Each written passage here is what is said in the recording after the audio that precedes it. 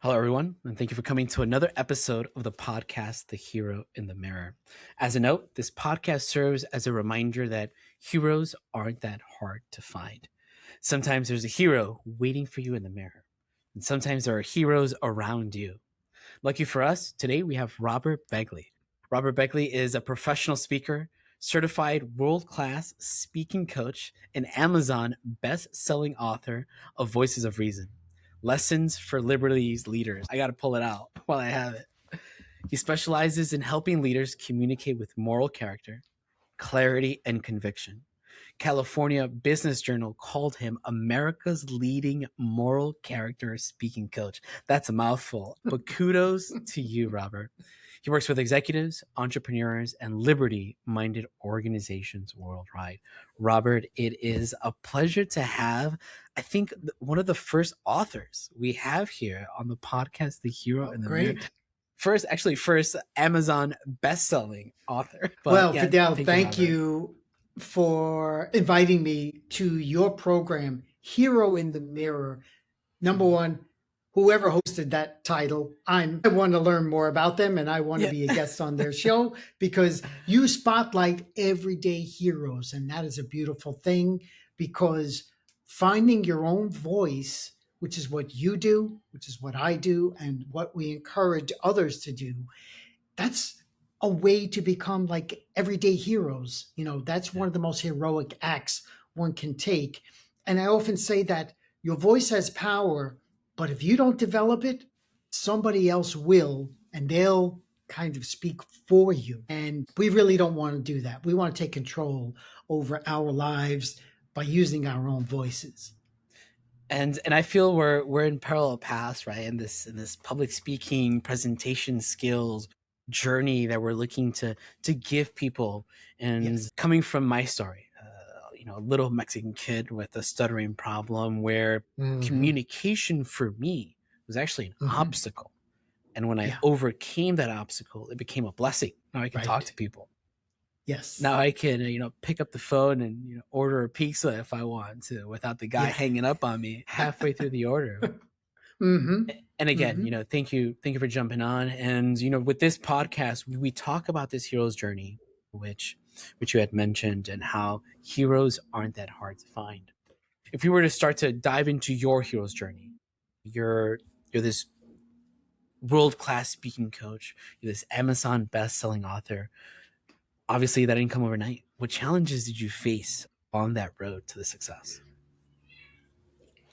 Before I answer that, Fidel, can I just bring up your journey? And from a stutterer, two things you mentioned, which I'll get back to me in a second, but my chapter 6 starts off, it's Winston Churchill. Yeah. And let me just share this. He says, "Of all the talents bestowed upon men, none is as precious as the gift of oratory. He who enjoys it wields a power more durable than that of a great king. He is an independent force in the world."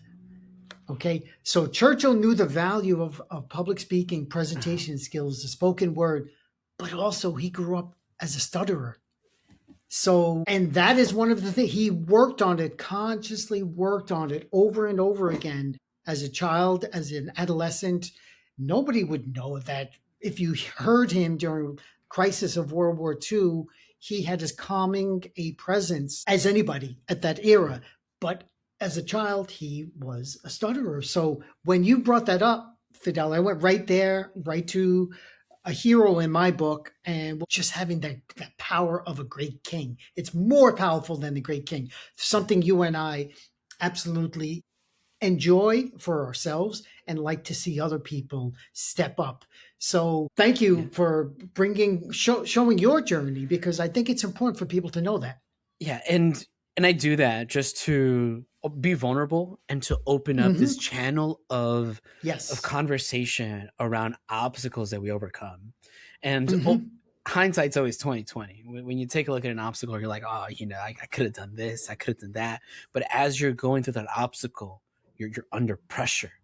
You're learning. You're learning about yourself. You're learning about, skills that you need to acquire on there.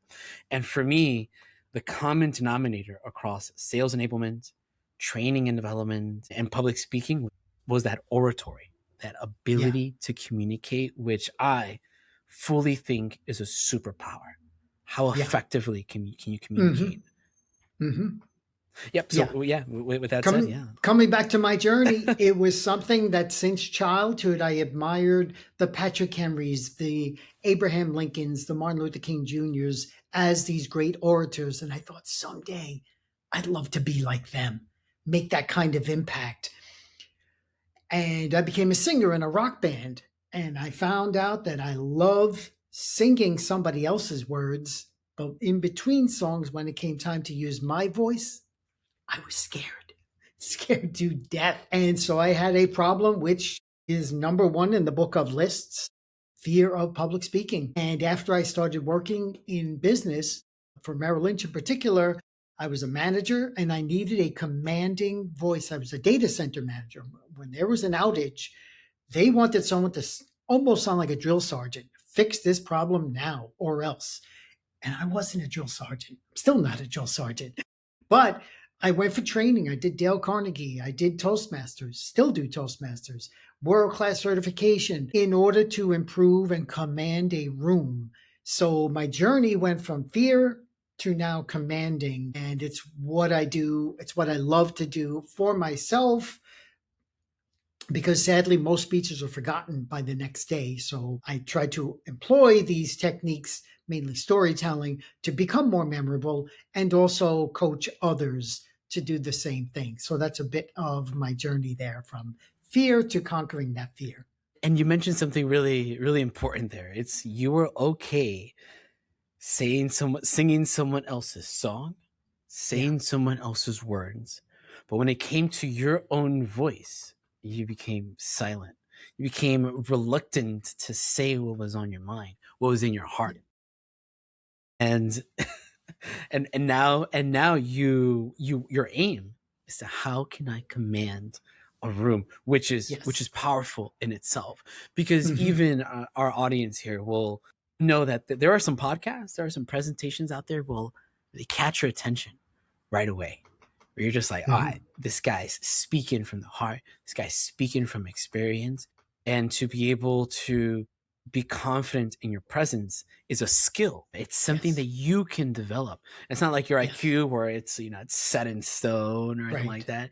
You can continue to develop the way that you communicate, whether that's, I usually say, whether that's in the boardroom, whether that's in the classroom, whether that's in an interview. But if I may, if I can give the audience a couple gems from your book that please I wrote down. All right, everyone. So, Voices of Reason, Lessons for Liberty's Leaders, from Robert. And I got the signed edition. I'll people are going to have to figure out how they're going to get their own signed version. But for me, signed edition. Thank you, Robert. So the one phrase here is, why your voice matters more than ever. And, for the first paragraph, have you ever sat through a speech or presentation so dull and uninspired that you could barely stay awake? Perhaps even you have delivered such a lackluster speech. We're all guilty of that. But what if your speech was your only chance to persuade an audience at a critical moment in their lives? What if in that fleeting moment you failed? And then you mentioned, right, the truth is most speeches are forgotten by the next day. And you talk, in the book about tapping into the emotion. And you also sprinkle in best practices and advice, which you guys are going to have to get your own book and read through it. So that one, right? Why does your voice matter, more than ever? Tapping into someone's life. I mentioned the exercises. I'll give them one exercise here. Is choose a specific topic you feel unprepared to speak about. We've all been through that. Spend at least 1 hour researching it. Write down 3 key points you've learned and create a short outline for a speech or presentation. So structure. How am I synthesizing this information? Giving it structure. Practice delivering this outline to a trusted friend, focusing on clarity and confidence. I love that. Sometimes I've ran out of friends. Sometimes it's only my turtles, and right now the baby. Now you have a newborn to practice. Yeah, audience. That's my audience. I'm sorry, honey. You're gonna have to sit through this. Last one: overcoming common fears. And You mentioned Churchill. As a young boy, Churchill struggled with a noticeable lisp and a slight stutter, making speaking publicly a major challenge. Instead of letting this fear define him, he approached it with sheer determination. I highlighted both of those. Great. So a Great. couple little parts for folks to get excited about within the book. Yeah. And it's really easy to read.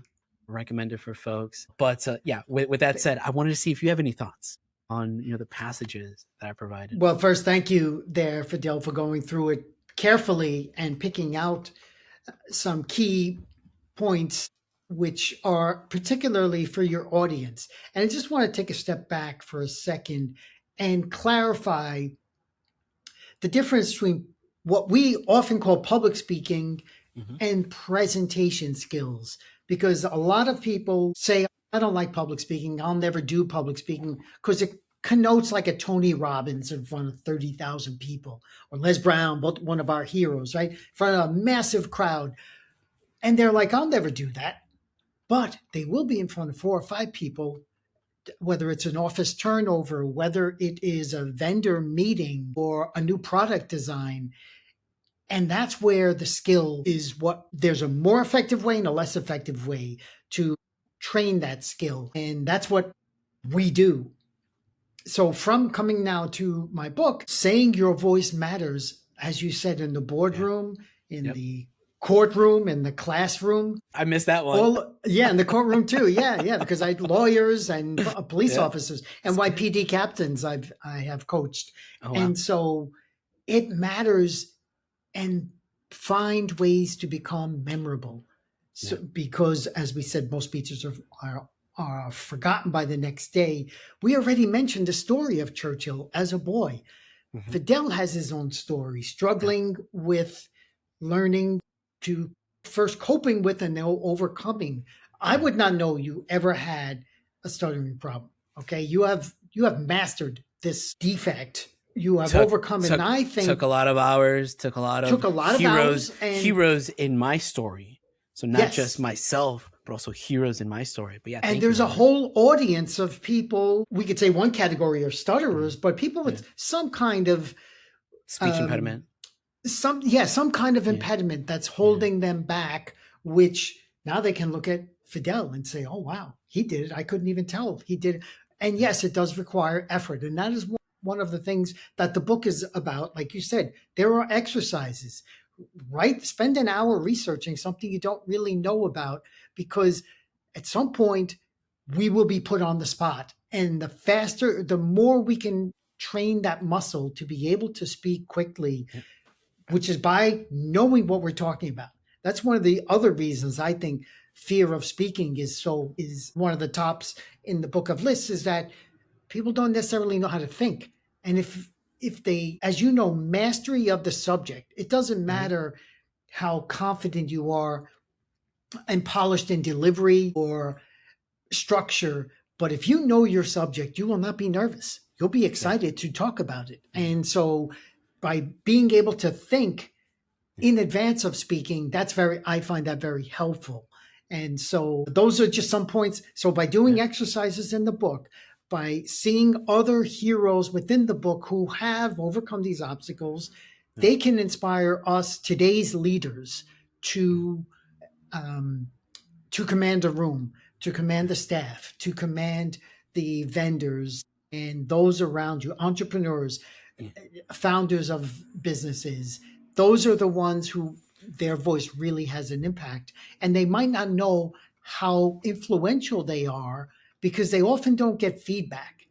They just get up, they talk, and they leave, and there's not really feedback. So if we could take a second here, Fidel, to talk about Toastmasters, because you and I have been in the... I was going to ask you, like, this ad hoc of, like, sometimes you're going to get asked questions. Yes. Sometimes you're going to be knowledgeable in that subject matter. Sometimes you're not. What Toastmasters challenges us with is those table topic questions. I won't Yes. steal too much of your thunder, but yeah, Robert, if you can give our audience a No. little bit of Well, table insight topics into table is, topics and also yeah, other insights from Toastmasters that you'd like to relay. they go around the room and they just throw a question and they will pick on somebody who does not know what the topic is or the question is. And they have, here's the other good thing about table topics, you have 1 to 2 minutes to give a succinct answer.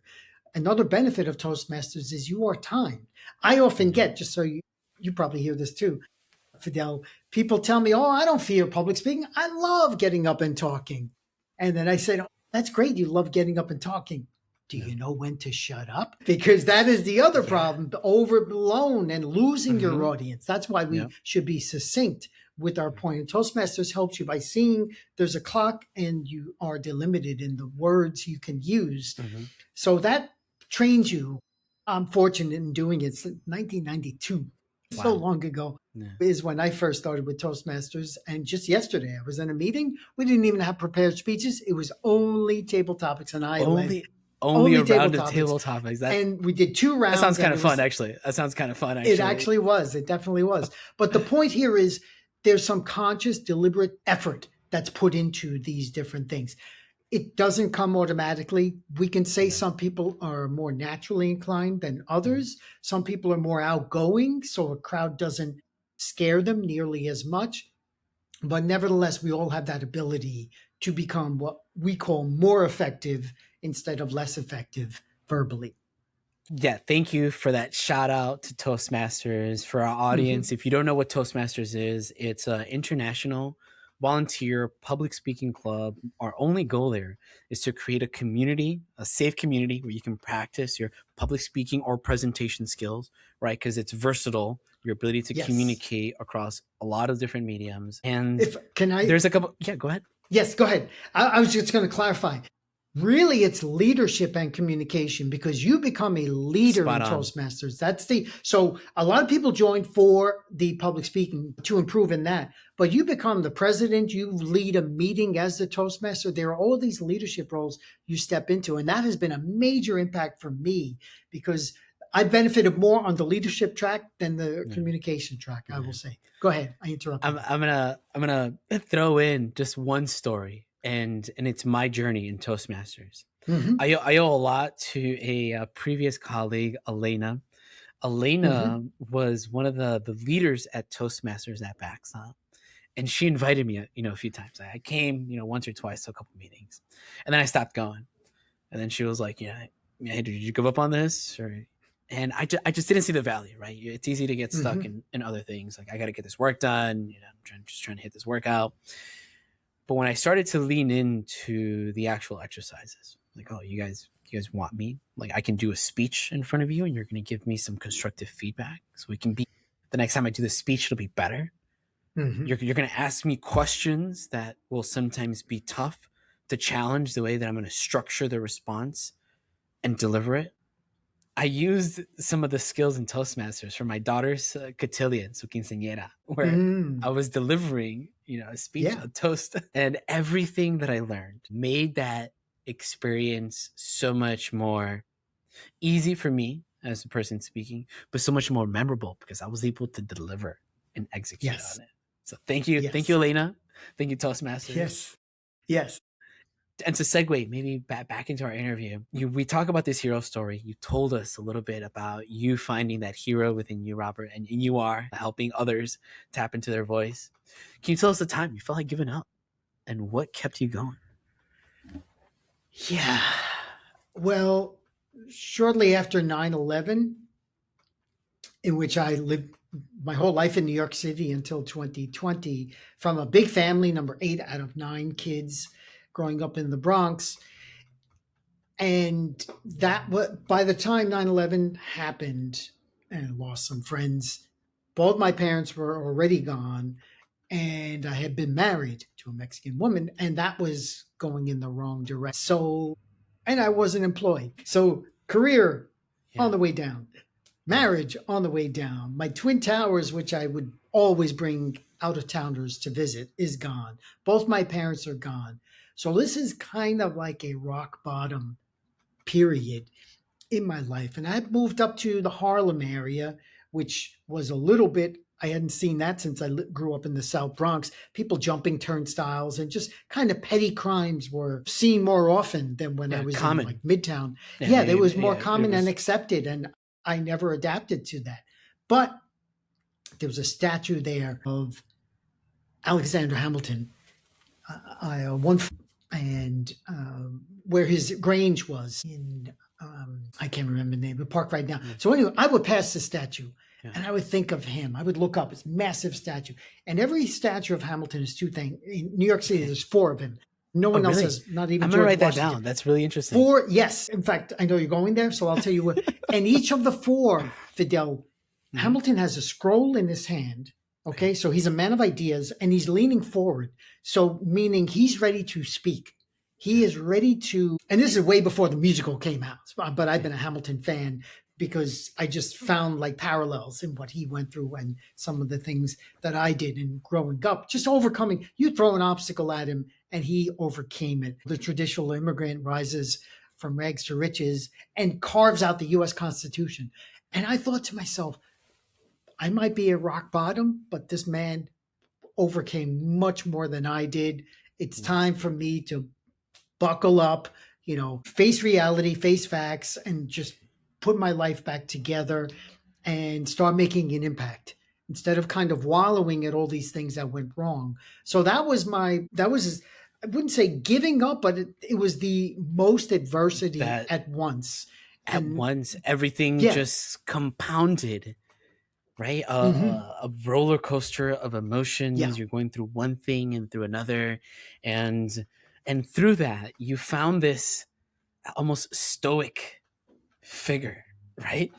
Yeah. This guy holding a scroll, leaning forward, and his statue, right there in front of you, and you've found the courage within that, within that hero, to be like, I got to strap up my boots, and I got to do what needs to get done. I got to put one foot in front of the other. Yep. We all have a choice. When life collapses around you, you have 2 choices: to retreat or to create. And I thought, it's time for me to create things, because much of my life I love the theater. I grew up in a family that loves the theater, loves sports, entertainment, things like that. But they tend to be passive because you're the observer.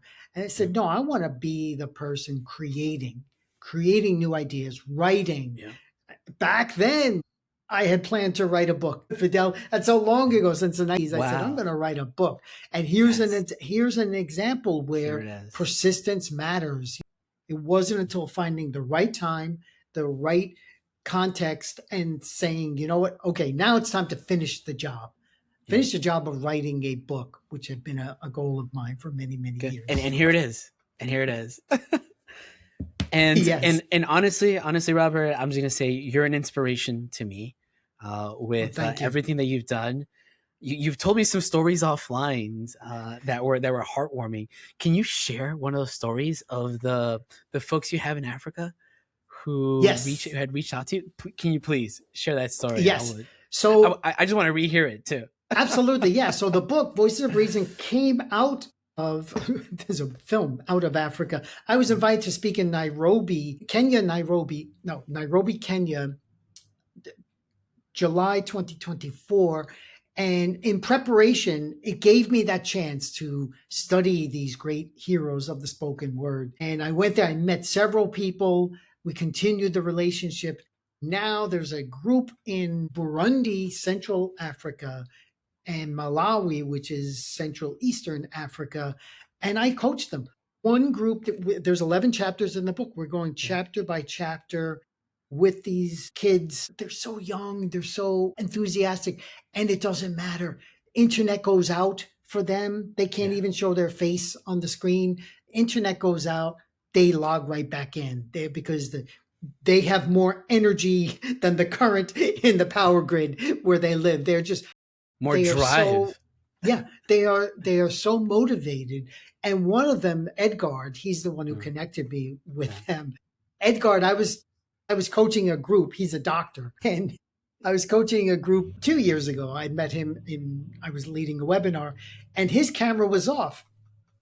And Fidel, I said to him, Edgar, pay attention here. Put that scalpel down. Pay attention to what I'm saying. And that's kind of part of the thing. I like having fun. This is a difficult skill to overcome. So I like to have fun.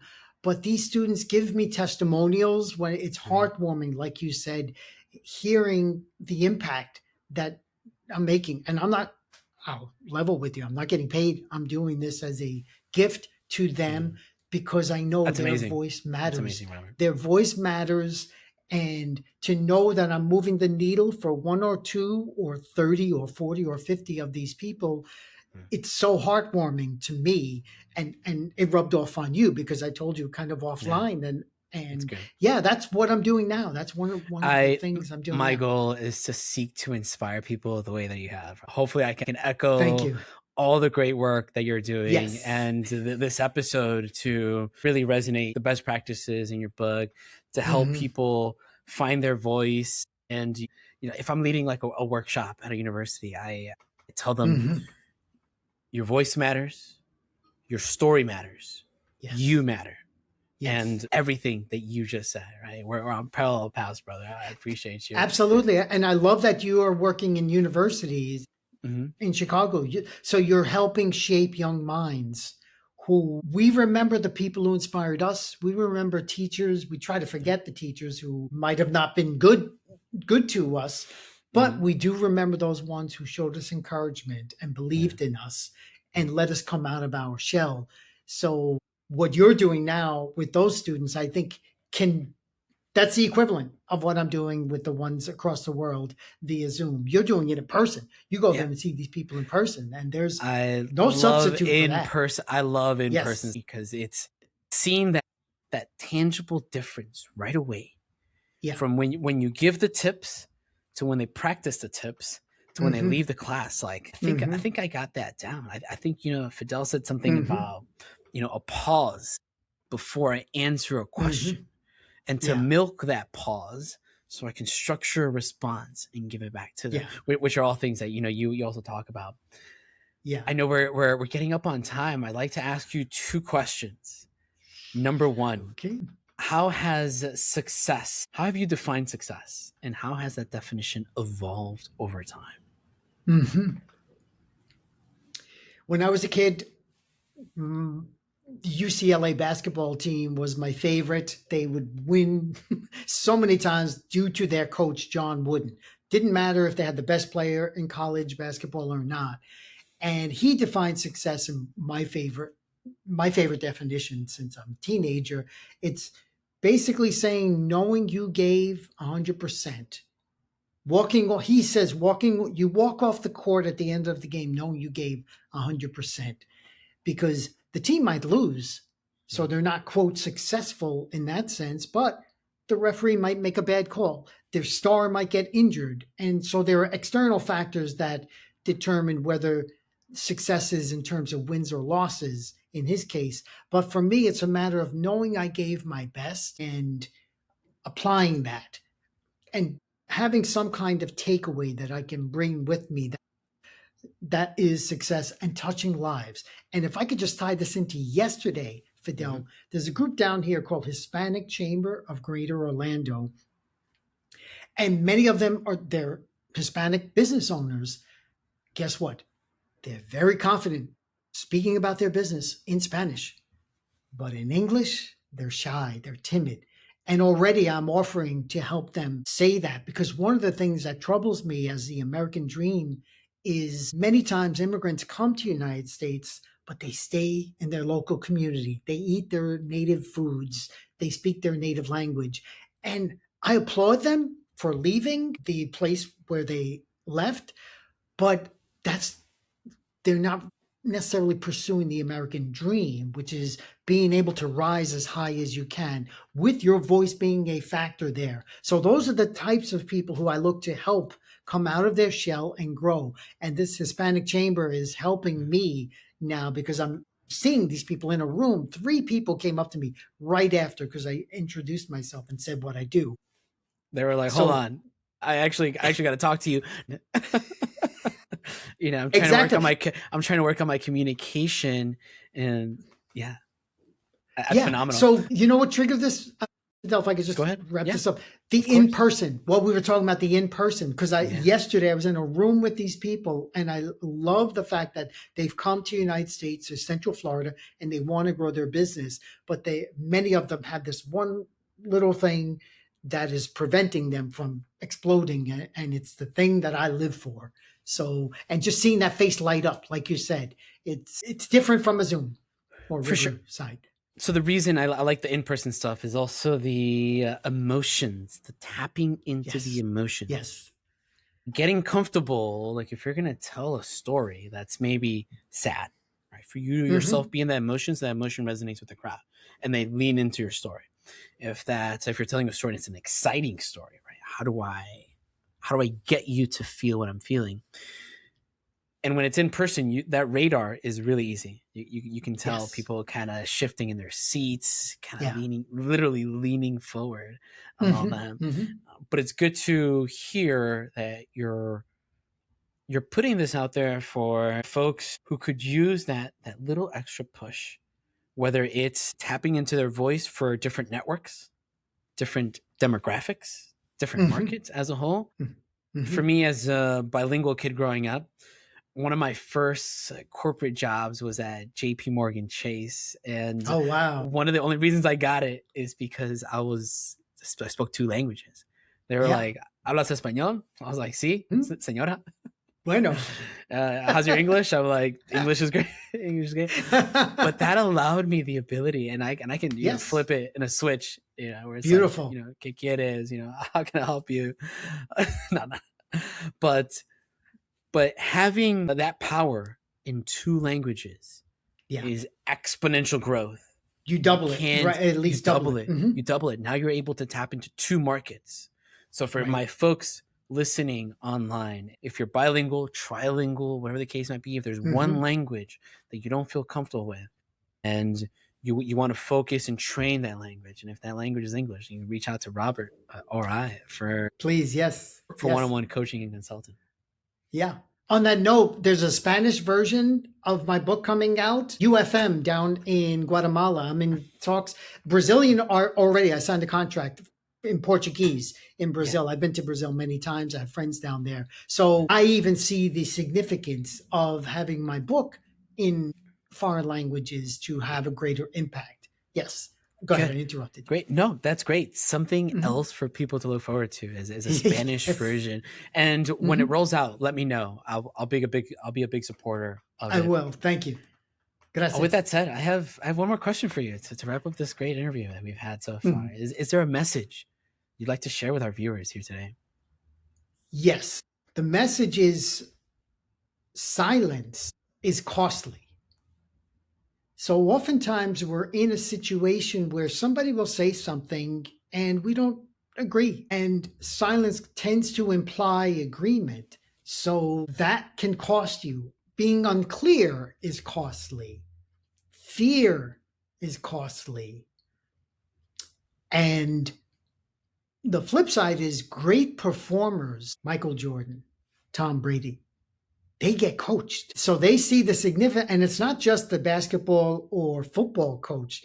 They have personal trainers. They have different coaches, nutrition coaches. And so here's where you and I, Fidel, as coaches who help people, find somebody who knows what they're doing, loves what they're doing, so that they can help you reach that next level, that peak performance.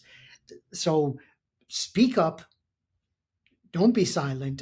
And if you're not yet sure of what to say, well, this is where what does all of this have to do with moral character?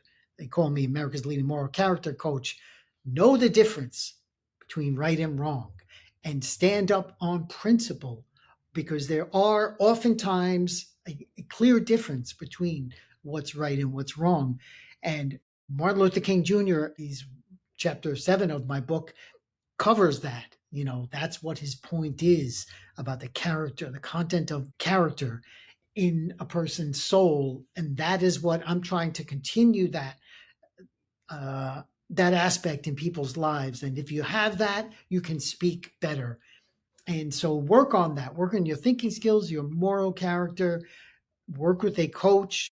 And all of these things help you professionally, personally, so that you can touch more lives. Because that's what you and I are all about, Fidel, is reaching more people, touching more lives, helping people to flourish in a society. You mentioned three really great things there. Is number one, right, the power of effective communication. Number two, having that moral compass, aligning Yes. yourself to the greater good, to be of Yeah. service to Yeah. people, which is to you and I, right? A passion that we have. Yes. And number three, don't shy away from having a coach. This is one Right. thing I really regret not having when I was in my undergrad and in my graduate, where it's just like, I can do it myself. Yeah, you can. Yes. But a coach will help you speed up that growth Yes. and that development so right. much faster. Yeah. So yeah, with that said, don't shy away from, please reach out to Robert or myself on any one-on-one coaching or mentoring, or interview prep and practice, anything like that. Yes. Great, Robert. I'm gonna pause here for a moment, and I'm gonna see if you have any last thoughts for our audience here. It's going to be where can they find your book? Maybe so my website, I'll just a little bit plug perfect. here. Yeah, my website is website, Speaking with Purpose. That's my business. It's about purpose, which is again tapping into your character, moral character. Speakingwithpurpose.llc. And I actually have a Substack, 52 rhetoric tips. You can sign up for that. Find me on Substack. So I have a lot of material out there, but people need to take that action. So again, if you want to sit and wait, reality is not going to really help you that much. And you and I, Fidel, are about going out there and pursuing those values actively. So in that sense, I really feel like be active in your life. And if you can speak, you can rule. The way Churchill said, the power of oratory is something. Imagine, this will be my final. Imagine being able to master something 9 out of 10 people around you are scared to death of. What will that do for your self-esteem, for your confidence as a human being? And the shortest way, I like what you just said. My coach, Craig Valentine, my favorite coach, I had many, says, let my long road become your shortcut. So I can save you many years. Like you said, I wish I studied this, or found a leader, someone to help me, a guide to help me when I was much younger. Well, that's what you're doing now. That's what I'm doing as well. So hero in the mirror is just a fabulous concept. Yeah, the hero in the mirror. Yeah, don't smile. It's easy to just brush your teeth, get ready for the day. But, my ask, even challenge, for everyone is take a moment to pause, to take a look at that hero in the mirror and reflect on all of your accomplishments, because you're batting 1,000. If you're hearing this podcast, you're batting 1,000% in every day in your life, right? You survive some of your worst case scenarios. If you're facing challenges right now, hopefully this podcast instills a bit more of motivation and a sense of resilience that you have. And the last thing I want to note here is, you mentioned, maybe to summarize, is you can keep doing the things that you're doing to get the same results. You can try something different, get different results. Yes. So with that said, Robert, thank you again so much for hopping on this episode of the podcast. The first author I might add on the hero in the mirror. And with that said, I will make sure you're to working share. on a book, Fidel. You're working on a book. I'm working on a book. So when that's an Easter egg for our audience. Okay. I was going to say there might be do a role reversal when yours is out. Maybe we set up a role reversal. Okay, exactly. I interrupted. Go ahead. You finish. Exactly. No, you're good. No, you're good. I appreciate that shout out. And hopefully I will be an author, Amazon bestselling author as well. Yeah. But with that in place, I want to thank everybody for jumping on this episode of the podcast, The Hero in the Mirror. Yes. I hope you gained valuable insights from the man, the myth, the legend, Robert himself. And I'll make sure to share his information in the chat. And wish you all a great day. And don't forget to smile when you see that hero in the mirror. Cheers. Thank you.